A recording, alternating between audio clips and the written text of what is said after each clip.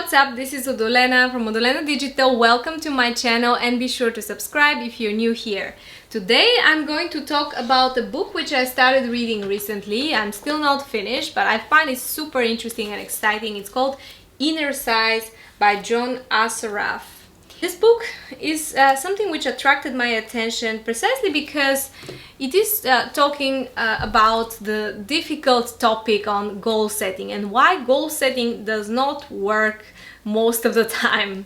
So I've been reading a lot of self-help literature myself. I've been trying different techniques like writing goals on the wall, repeating them, affirming them. And some of them I've achieved, some of them I haven't achieved. This book attracted me a lot to understand actually what's the science behind this, like how is our brain working so that we sometimes self-sabotage ourselves or not achieve what we want to achieve. The writer himself is perfectly honest about himself. He says like he's super successful now, has a great family, etc., etc. However, in the past he went through several bankruptcies, he was really obese, he had several divorces. So many times, even though he started at a very young age to write goals at 19, to visualize, to affirm, it took him a long time to actually get to where he is now. Which I find as a very kind of honest and let's say humbling start of the book. It's not someone that's like, oh, you just do the things and you get the results, which is the popular opinion, is that yeah, you want to achieve something, you write down a goal, you repeat it, you affirm it, blah blah blah, you put it on your mirror, you gotta do the actions, do the work, and then you get the results. If it was so simple, we would all be happily in a happy relationship, rich, beautiful, with fitness bodies, like model type of bodies. However, the results are very different. Study says that 95% of people who diet gain their weight and overweight within 1 year. 80% of new businesses fail within 5 years. And 70% of lottery winners lose all their money in 3 years. So it cannot be so simple, right? Then you're doing the effort, let's say you're doing the diet, you're starting the business, you're winning the lottery, and still things are not working out for you. So this means that there must be something else towards it. And here he tackles a part which I think not many writers talk about, and this is the internal subconscious mind. And there is always a conflict between the conscious mind who wants a certain goal, writes down the goals, wants to start a business, wants to become rich, wants to become healthy, wants to start a diet. And then you have the unconscious mind, the gorilla, he names it the gorilla, which is kind of from your prehistorical brain, let's say, almost animal type of brain that you have, which has one single goal, and to keep you safe. And since a lot of these big goals that we want to achieve often require significant change, require significant work over a significant amount of time, this gorilla mind sees this as a problem. Change in general is something to be afraid of, something that can make you starve, something that make you lose status. There is all kind of limiting beliefs coming in. Actually, whenever you set up a goal, you have to think about there is a list of things that they can self-sabotage you. So some of the tools of the gorilla is fear. Fear is one of the biggest one. Then limiting beliefs, then negative mindset, negative thinking, stress, bad habits, and lack of emotional control.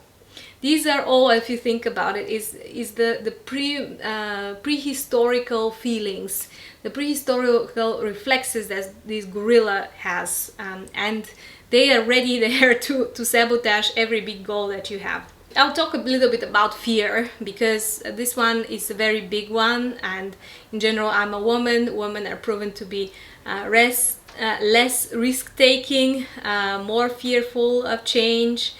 And therefore in general, women are earning less. If you look at the statistics, there's many different reasons for it, but one of this could be the fact of more risk-averse mindset. So fear, for example, is a big one for me. I'm a very fearful person. So one thing I like to listen to is from Greg Plitt. He, rest in peace, Greg Plitt. He was a great motivational speaker and fitness guru. You should watch some of his videos on YouTube. He's very, very inspiring guy. And he says something which has kind of stuck in my head, which is, behind every fear, there is a person you want to be.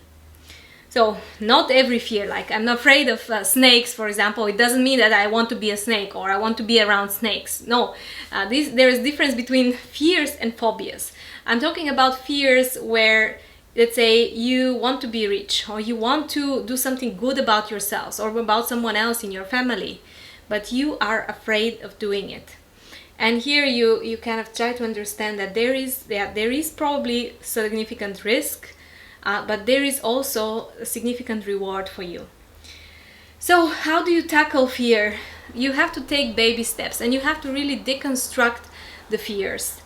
Here in this book, in Innercise, that's why it's called Innercise, there are some exercises for your inner self. That's why it comes from Innercise.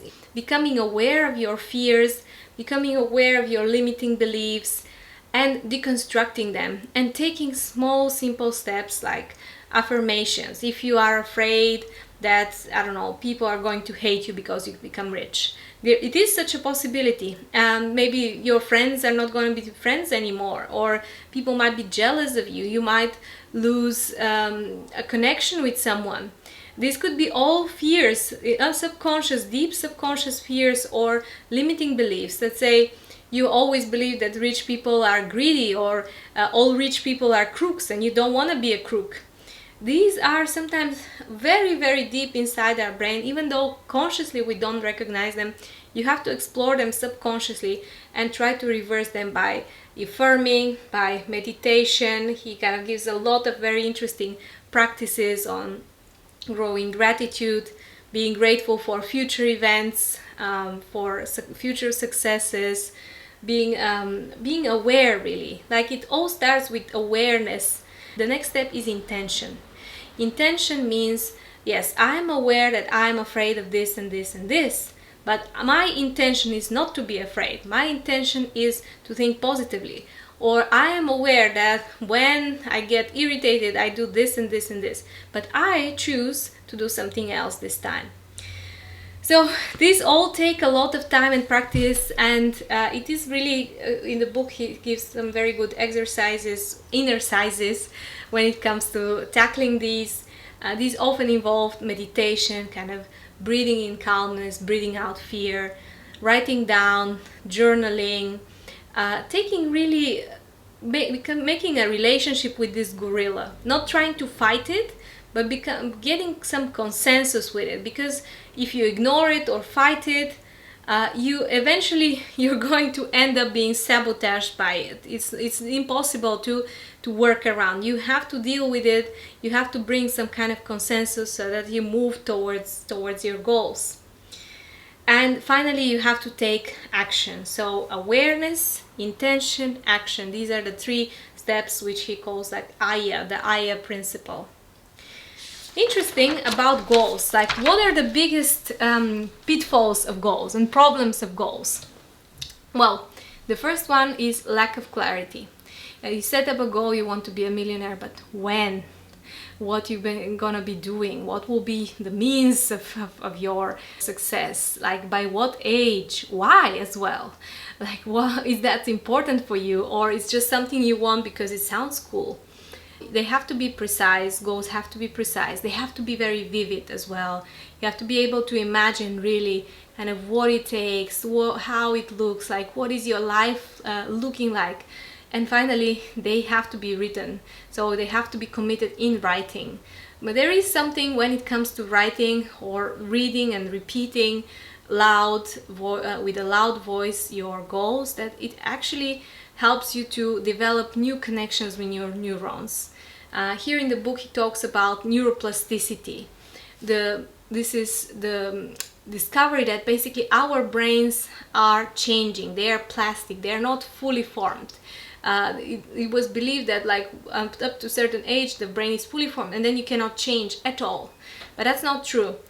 You can form new pathways, new connections between neurons, you can improve old connections, and this happens through repetition, through taking these baby steps, kind of addressing your fears, repeating your goals, vividly imagining them, associating them with even with smells, with views, with dreams, in order to make them very, very vivid, as well as repeating and writing them down. Sometimes our goals lack emotional value. So this is, let's say, yeah, you want to, I don't know, achieve something, but it's not actually exciting for you. And when you think of it, you want it for the wrong reasons. Let's say you want it just because it sounds cool and you cannot think of anything else. Or you think because you know someone who looks cool, that he's doing this and that's why you want to do this. But is this actually what you really want to do? Is that emotionally related to what you actually want to achieve in life? And finally, the wrong goal size. So many times we set up way too big goals, which is exciting. People say, yeah, dream big, have big goals. Yeah, but the gorilla says this is impossible. You're going to burn out, you are going to be stressed, you're not going to feel well. This is going to break your relationships and friendships. Your parents are not going to like you anymore. So all these limiting beliefs kind of come in, especially when a goal is very, very big. The bigger it is, sometimes the more unbelievable it is to us, especially if we've never attempted anything like this, or anyone we know that has attempted anything we try to achieve. So too big goals can be a problem. And also too small goals can be a problem because they're not really goals. There's just something on your list to tick off, and they're not exciting. They're not exciting you. So kind of you have to think of something small in the middle, which could be leading you to the big goal, which is at the end, but it is exciting enough, and also your brain can comprehend it as something that you can strive for. It's not completely crazy. And finally, planning, measuring, motivation. So when it comes to a goal, it's very important to measure the results. So every little success brings in some dopamine, excites you, and your brain is really designed to thrive on these little successes. So try to measure things, try to kind of have like little wins over time and be excited about them.